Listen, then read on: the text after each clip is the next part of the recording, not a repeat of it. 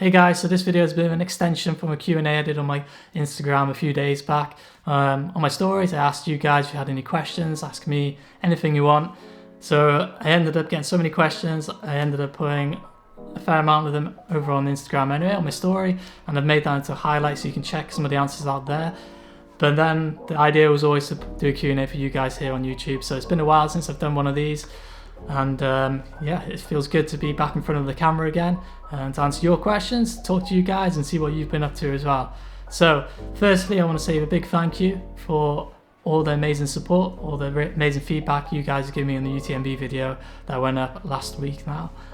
If you haven't seen it, go check it out, give it a like, share it, subscribe to the channel if you're not already. It took a while to get that out. I'm sorry for you guys who were loyally waiting for it. UTMB was quite some time ago now, but we really wanted to make sure that we did the best we could with that video for you guys, try and tie together the story, but also maybe give you guys the inspiration to really chase your UTMB, whatever it is, you know, that might be UTMB races, or some big long ultras or challenges with your running that you might have. So again, thank you all for the amazing support, and if you guys haven't watched it, please go check it out. I'm really happy with the way the video came out, and I'd love you guys to give us some feedback there as well. This year's UTMB is cancelled, so it's really it's quite saddening. I mean, a lot of races have been cancelled this year. You guys have probably got races and challenges with your running that you were aiming for. Maybe they weren't ultra races, maybe they were just 10Ks or marathons or something like that. But yeah, the world is in a bit of a standstill from a competitive nature, at least in reality. There's lots of virtual racing to be had though, lots of challenges we can do, and it's been really amazing to see how the running community as a whole has really reacted to the situation we find ourselves in, all the incredible treadmill runs, people running around their gardens doing marathons, 100-milers in their backyards, all these crazy things that people have been doing. It's really inspiring. I know that's helped me stay motivated. Also, what's going on this channel now? So UTMB video is up. There's some more videos from back end of last year and early this year. So we got a trip to Borneo. I did a race out there towards the end of last year. Cardiff Half Marathon, I took the GoPro around with me on that race because I was just doing that for a bit of fun. And yeah, training Wales over the winter, so that should be quite a cool video with the snowy icy mountains here in the Brecon Beacons, so you guys can see where I'm training these days, and Gran Canaria. So yeah, some cool videos on the way. Like I said, catching up with them now, and I hope you guys are enjoying them. So stay tuned, look out for them. So let's get to it. First question: how are you managing your training with no races for the foreseeable future? So for me, it's been a bit challenging right now with the situation. I'm sure it has for you guys as well. We've had not as strict a lockdown in the UK as maybe some other parts of Europe. We've still been able to go out and exercise once a day initially. Right now, as I'm talking to you guys, we can go out more than once a day, or as many times as we like within the day, I believe, to exercise from our front door here in Wales. So it was really challenging to start with. I was spending a lot of time at home and not being able to get out. We can't travel anywhere, so I haven't been able to get to the mountains for ages. So that really sucks. I was really looking forward to getting out on the Brecon Beacons, and especially with the good weather we've been having. But really what I've been focusing on has just been the fundamentals, just enjoying running for what it is, and really trying to focus myself in a direction that maybe I wouldn't be at this time of year. So for me, that's been doing some shorter efforts, trying to get that leg speed up, really having fun with just trying to be a well-balanced all-round runner right now without any huge fitness in any major place, but just enjoying and enjoying the process, just getting out there and running. And there was a period of time at the beginning of the whole kind of lockdown situation where I didn't have a treadmill at home. We could only get out once a day, and I really wanted to use that time to spend with Louise, to go a daily walk with her. So I wasn't running for about 6-7 weeks. So right now I'm just kind of finding my running legs again. I was doing a lot of cycling in the meantime in the indoor trainer, so that was good fun.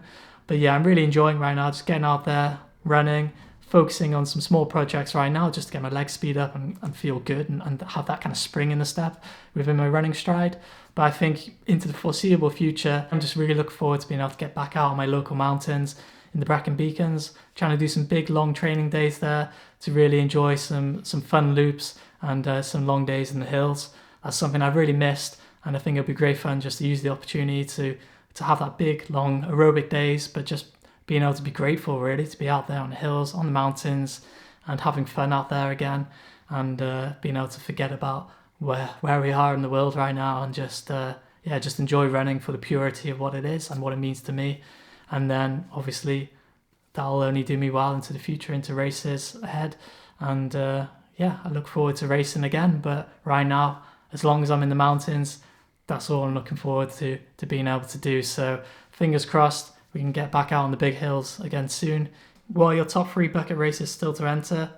So there's a lot of races I really want to enter, a lot of races I really want to run.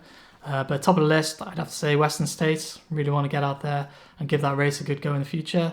Madeira Island Ultra Trail was a race that I was really looking forward to this year. Unfortunately, that didn't happen, but fingers crossed next year I can get out there and enjoy that course. It looks unreal. And third race is a really difficult one. I don't think I've got it to hand in my mind, but I'd really love to go out to Patagonia in South America, either to run or run a race would be amazing. So yeah, hopefully that can happen in the future too.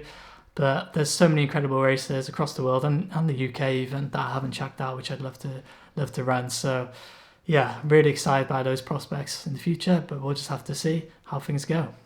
Best and worst moment in UTMB. So best moment for me had to be coming through that finishing line, getting into Chamonix. Everyone was cheering, everyone was celebrating. It's such an incredible atmosphere and it really means a lot, especially after you've been out in the mountains there for so many hours. Suddenly you've gone from being in this kind of level of hypersensitivity within the race, and obviously you've pushed yourself over some incredible boundaries. But yeah, coming down that finishing chute through Chamonix town centre was unreal. I was in 15th place, but I felt like I was winning, so I couldn't imagine how it felt for Pau winning the race. But it was unreal, really amazing moment, especially after everything you've been through in the race there.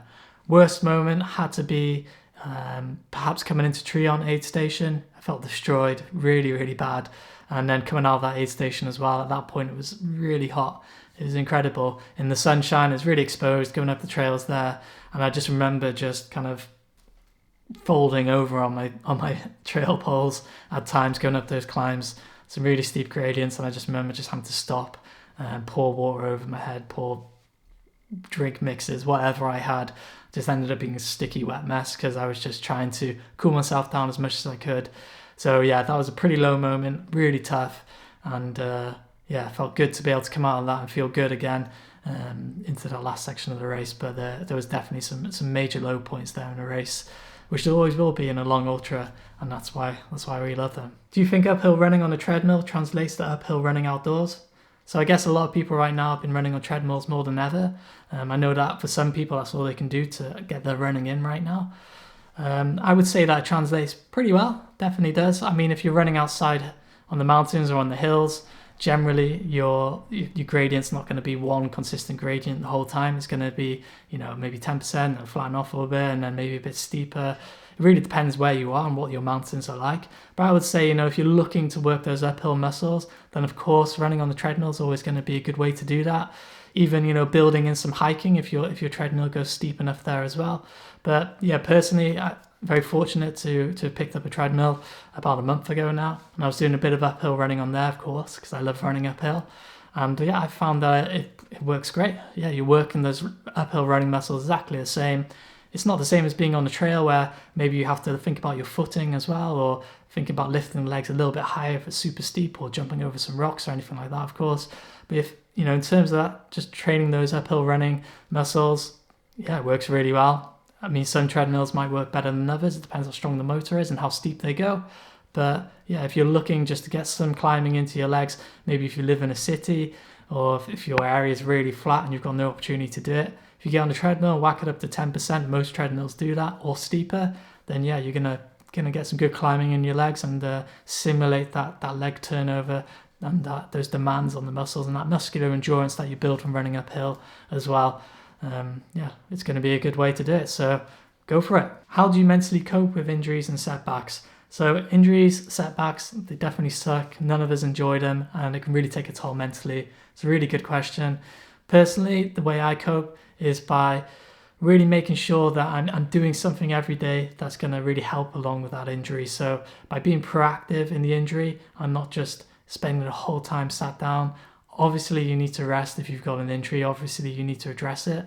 But I find if you're being proactive about that recovery process, for me, that really helps mentally. So making sure that I'm ticking off my little checklist to really give myself the best possible outcome and coming over the injury as fast as I can. But also, you know, maybe putting that energy that you'd usually put into training into another goal, something else that maybe you've been meaning to do for a long time. So whether that's sitting down and addressing some side of your work, or you know, just a little bit of an arts and crafts project, something that you might be interested in, but something that you've not done because you've always put your energy into training.